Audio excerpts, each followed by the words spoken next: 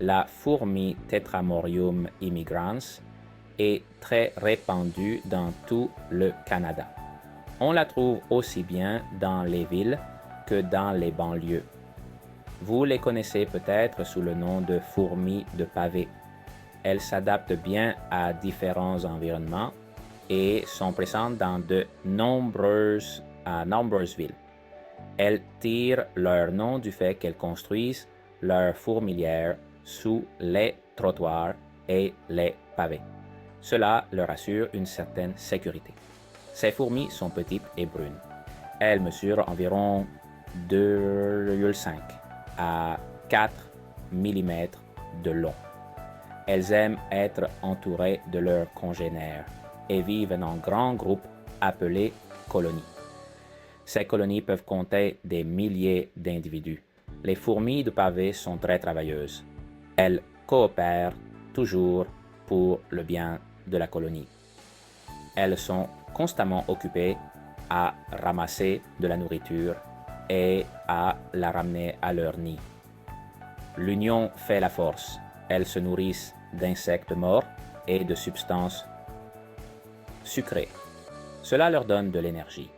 Cela signifie qu'elles peuvent trouver de la nourriture facilement des jardins aux zones industrielles.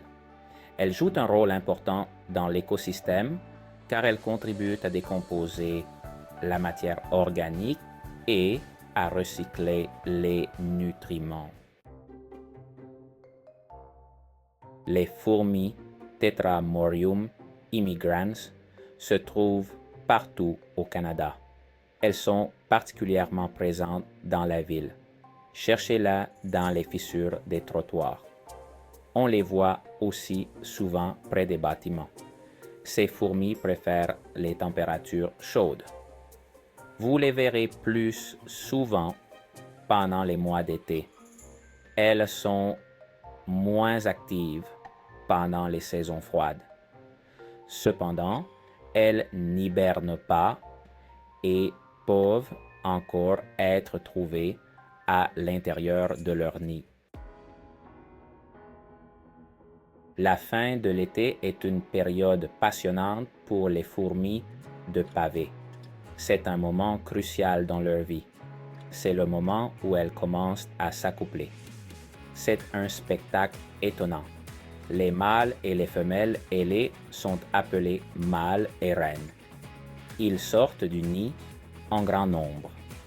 Ils s'envolent dans le ciel pour un vol nuptial, formant des essaims qui remplissent l'air. Après l'accouplement, la femelle cherche un nouvel endroit pour nicher. Il doit être sûr et de la bonne taille. Elle perd ses ailes et fonde une nouvelle colonie, jetant les bases de la génération suivante. Elle pond ses œufs et s'en occupe jusqu'à leur éclosion, veillant à la survie de sa progéniture. Les fourmis mâles meurent après l'accouplement. Leur tâche est terminée. Créer un foyer pour les fourmis de pavé, le guide du débutant. Cette vidéo vous apprendra les bases.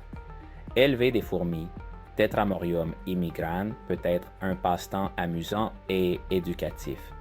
Il est important de leur offrir un environnement de vie adéquat pour qu'elles puissent grandir et rester en bonne santé. Un formicarium ou fourmilière artificielle est parfait pour garder vos fourmis en sécurité et à l'aise. Il doit être à l'épreuve des évasions et ressembler à leur environnement naturel pour qu'elles s'y sentent chez elles. Vous pouvez nourrir vos fourmis avec toutes sortes de choses. Elles aiment les petits insectes, l'eau mielée et les solutions sucrées. Donnez-leur toujours de l'eau fraîche pour les maintenir en bonne santé. Observez leur comportement et découvrez leur structure sociale. Vous verrez comment elles communiquent entre elles et coopèrent.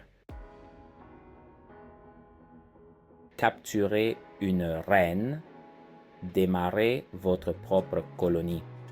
La meilleure façon de démarrer votre propre colonie est de capturer une reine qui vient de s'accoupler. Recherchez-les pendant les vols nuptiaux. Elles sont plus grandes que les ouvrières et ont des ailes. Une fois que vous avez trouvé une reine, placez-la délicatement dans un tube à essai. Préparez-le avec de l'eau et du coton pour maintenir l'humidité. Ce sera son premier nid. Donnez-lui de l'eau et quelque chose de sucré à manger. Avec de la patience, vous pourrez la regarder fonder sa colonie.